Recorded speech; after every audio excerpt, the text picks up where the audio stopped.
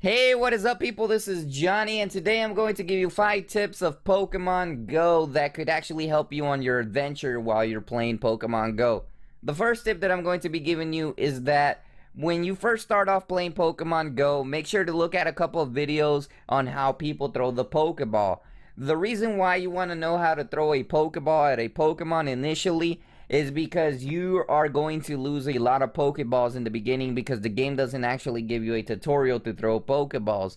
And you want to go ahead and conserve them because the Pokeballs are actually kind of very little in amount. Well, they give you a lot of Pokeballs when you start off, but you want to go ahead and try to conserve them a lot. Why? Because then later on in the game, you're probably going to end up paying for Pokeballs if you don't end up conserving them.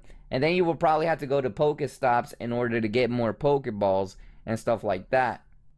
In order to level up faster in Pokemon Go, I recommend that you go to different locations where you find new Pokemon. Every time you find a new Pokemon, you will probably get roughly a 600 experience points or more. And this will help you level up your character's levels to make it to level 5.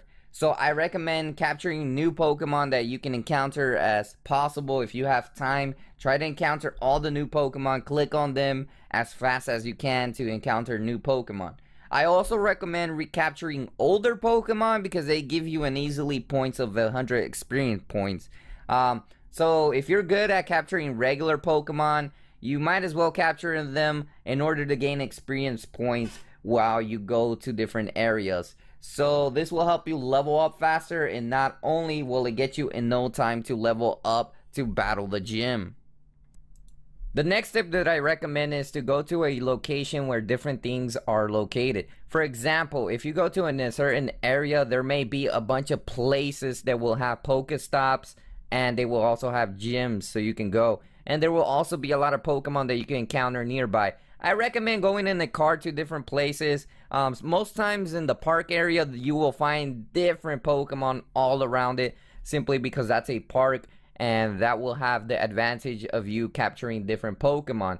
So I recommend every time you're using the GPS, if you're in the car, cruise around and go to an area where there will be a lot of Pokestops and you see a lot of signs of Pokemon there. That usually means that you will get a bunch of perks when you go to these stops. And I recommend going in the car, personally finding these areas. But if you're in a park, just walk around the park and you'll probably find a lot of things. Now, if you're going in the car, I do recommend you to be careful. Be the passenger and have like your dad or mom or somebody else, a friend, driving the car while you're doing this, because that will definitely reduce the risk of you while Pokemon going and driving, because that could be dangerous. It's a really distracting thing if you're in Pokemon Go and you're driving at the same time.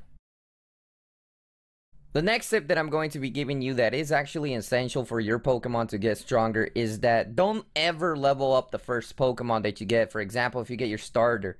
The thing is that you want to collect as many Stardust that you can, because this will help you level up your Pokemon that will become stronger later on. Now, I understand that you may actually want a Charmander, but you're going to be able to encounter more Charmanders in the wild. Try to capture more Charmanders. They're kind of rare to encounter, but eventually you will encounter them randomly. So if you encounter a Charmander, you want to get more Charmander candy for it to evolve, I recommend that you get all the Charmander candies first before you actually evolve it, because it's going to be kind of weak, and I think it will be stronger when you evolve it into a Charmeleon. So make sure to get all the Stardust you can, and then once you get like different Charmanders, there could be one that has a higher CP, which will have a higher CP than the one that you currently have. So you're going to want to go ahead and evolve the one with the highest CP that you capture in the nature, because if you capture a really high Pokemon with a CP, then you can keep upgrading it, and evolve it to its final evolution. And there you will have a stronger overall Pokemon that you won't have to worry about. So I recommend upgrading the Pokemon with the higher CP, especially for Charmanders, because if you capture a higher CP Charmanders, you will get a better advantage, as well as having that Pokemon level up faster and have more stronger abilities. I recommend doing this, in my opinion, because this will help you evolve them with a much stronger stats, and that's what I think about that.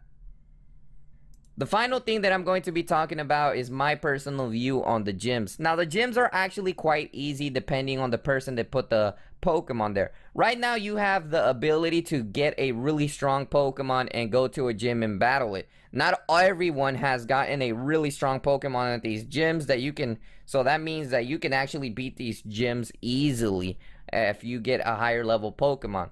For example, in my area, since the game just came out, there's only some Pokemon that are pretty weak, like Eradicate, that probably have a CP of 136, or who knows, around there.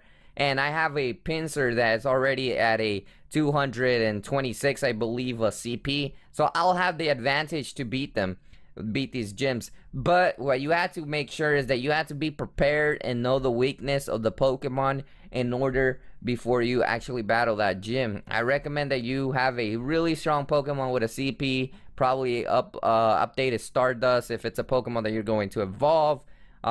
So make sure to be careful with that, and then you'll be able to battle these gyms, and then probably leave a Pokemon there to transfer after you beat the gym, and leave that gym pretty strong with a strong Pokemon that will make it difficult for other players to actually go and defeat your gym. So that's the final tip that I recommend. And let me know in the comment section what tips you recommend for Pokemon Go. I'm still learning stuff through the game, but these are the tips that I personally found out that are really useful for me.